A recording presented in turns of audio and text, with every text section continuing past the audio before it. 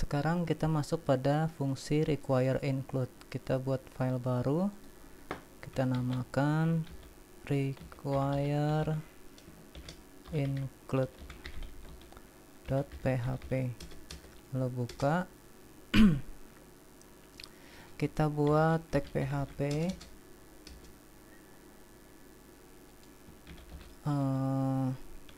require dan include ini fungsinya hampir sama.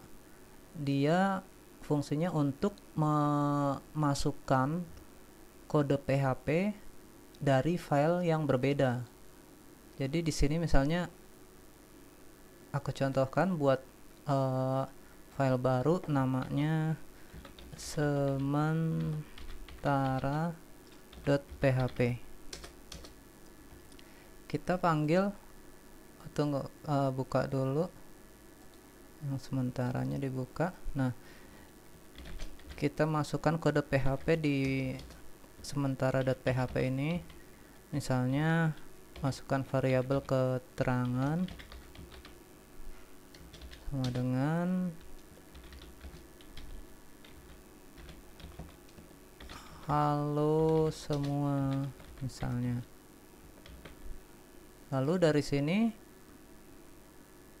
include dari file ini kita tuliskan gini, include pakai titik tanda petik, lalu nama filenya sementara.php. Ini kan nama filenya sementara.php. Kemudian coba kita panggil echo keterangan. Nah, di dalam file ini kan variabel keterangan itu nggak ada.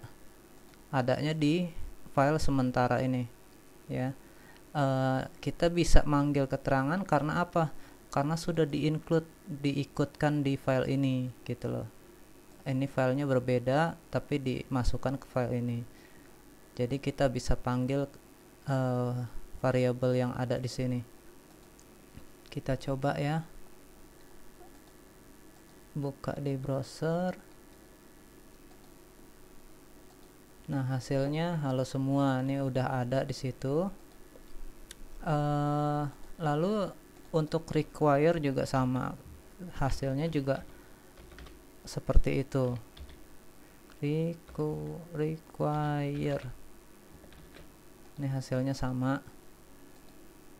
Nah, ini fungsi ini sering dipakai untuk misalnya memasukkan password dan username gitu ya, yang dipakai misalnya username atau passwordnya database. Misalnya untuk semua file ini memakai database, dia kan butuh password. Nah, kita masukin passwordnya di sementara. Jadi ketika kita butuh untuk mengganti password, misalnya sebulan sekali ganti password, yang diganti cuman file sementara.php nya ini aja yang diganti. Passwordnya sekali diganti, nanti semuanya pengaruh ngikut semua gitu. Soalnya pakai fungsi include. Coba kalau misalnya nggak pakai fungsi include, kita ganti password, ini setiap ganti password ini semua diedit, semua dibuka, diedit. Nanti kalau ada yang ketinggalan kan repot, berarti nanti bisa error ya kodenya. Kan bisa aja semua lagi ngedit semua begini, terus ada yang ini ketinggalan di editnya, bisa begitu. Jadi fungsi include ini sangat penting untuk memasukkan file yang dari file kode PHP dari file lainnya gitu. Nah, lalu perbedaannya apa nih antara include dan require? Perbedaannya di sini. Aku tunjukkan untuk misalnya nama sementara 2 ya. Sementara 2 kan di folder ini nggak ada. Coba kita refresh.